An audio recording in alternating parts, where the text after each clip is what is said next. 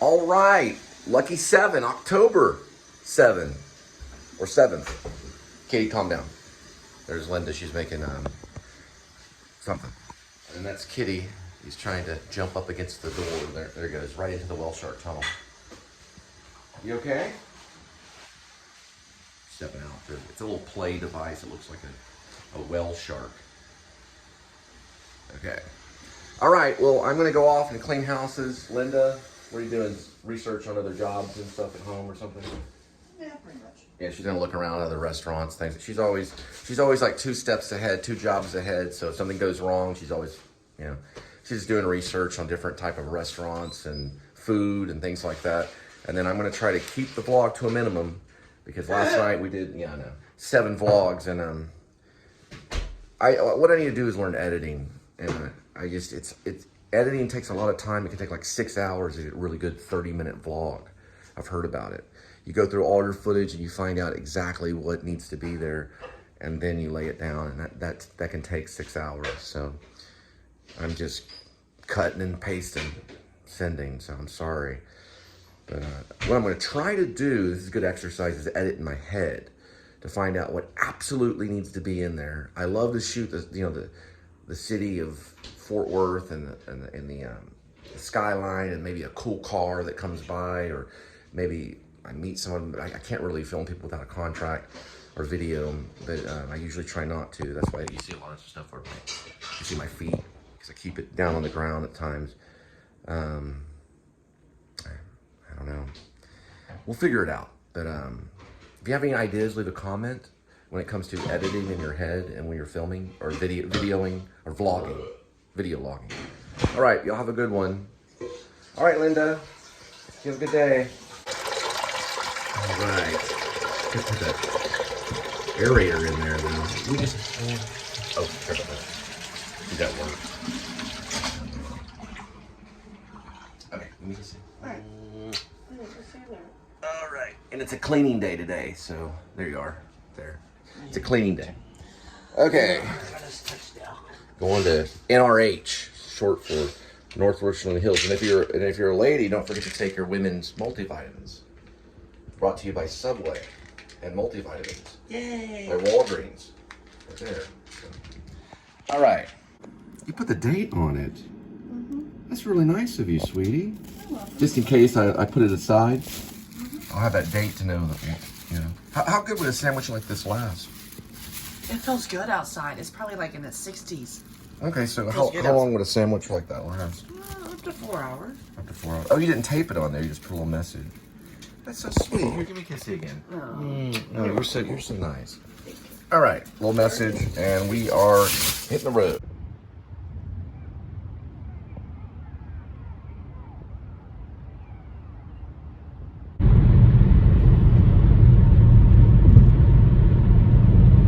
There's beautiful Lake Worth. There's a boat way out there. Someone having a good time on a boat on the weekend. Haven't been a whole lot on Lake Worth. I've heard about it, and other people fish there, and it's a good swimming spot. They take their jet skis there. It's nice. There's Navajo Trail. They have some roads that are alongside the lake that you can get really good photography and stuff. Right underneath this is a pretty cool thing too. There's a whole nest of cats under there if you like to do cat photography.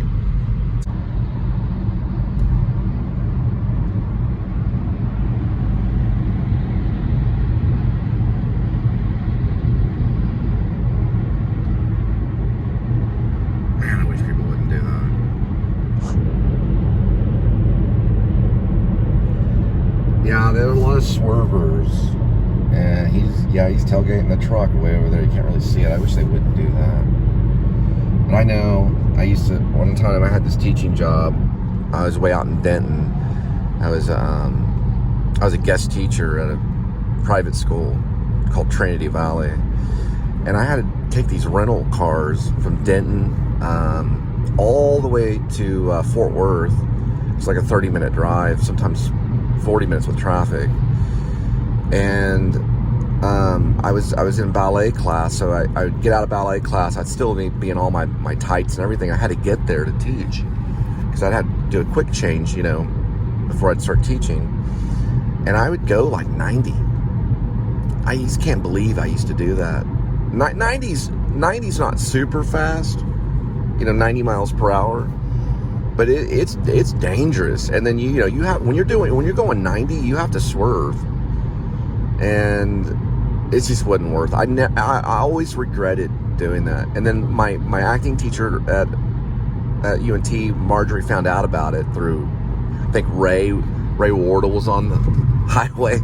I'd passed him going 90. 90's fast. A lot of people go like 110, 120 and things like that. 90 for me is super, super fast, you know. I passed Ray going like 90, and Ray was going like 60. And then he told on me, and Marjorie made a comment saying, you know, I don't remember what she said, but I regret it because it just wasn't worth it, you know. And then eventually I no longer took the rental cars, and my dad got me this little truck, and that thing wouldn't even go 90. The spark plugs on the truck came out. I must have hit a bump. It was an old Ford. It had a little camper on the back, and the spark plugs came out of it. I didn't even know what was going on because I didn't know anything about trucks. And I knew that there was a smell coming out of the vents. This is a true story. It was the gasoline spewing into the car, and you could even feel the liquid from the gasoline. So I thought, well, the truck is running, which it was barely running because the spark plugs weren't in. And I rolled the windows down, both windows, and I got a gas mask, basically. It was like a painter's mask to drive the vehicle, until finally it clunked out along the highway, and one of those worker truck guys, now that they look kind of like cops, but they're people that help you whenever, you know, you're on the alongside the road. He came up and, you know, he helped me push the car over because I was kind of over on an overpass, and I was crying. I was at my wit's end. I was in tears, and he came up to me. He's like, "What's going on?" And I told him I have to get to class, and I'm trying to teach this drama class and everything, and is there any way possibly get this thing working? And he popped the trunk, and he goes, "Your spark plugs are not in. You know, they're not attached. You're spewing gasoline all throughout the car." It was very dangerous to do. Could have killed me. So yeah, if you have gasoline coming through your vents in your car, turn the car off and check the spark plugs. True story. Yeah, it was really scary. But the thing that bothered me, though, is that I only had so much time to go from Denton to Fort Worth to teach this class, and I regret sometimes getting it up to 90. I'll never really do that again. It's just not worth it, you know. Now I always drive. Either I drive like right on the speed limit, or I keep it around like 60 and things like that. But anyway.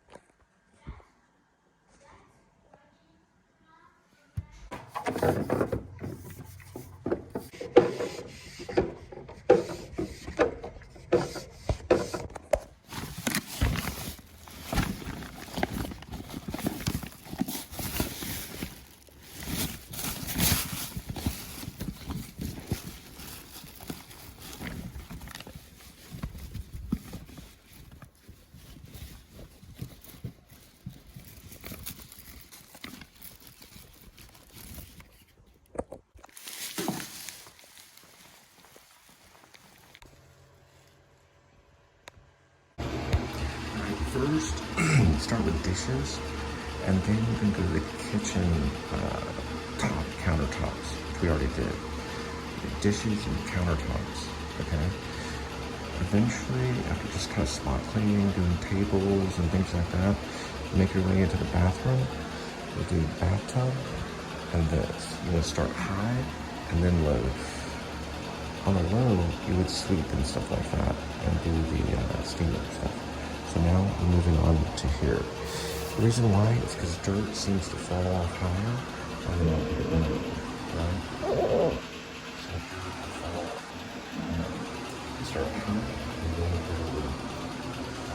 Okay.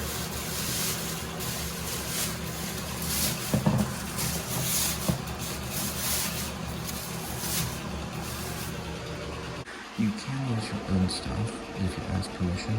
Try to use some of their stuff because they may have things that, you know, that they may want to personally use on stuff, certain smells and stuff like that. Maybe they have a scrubber here, but we're going to use our own.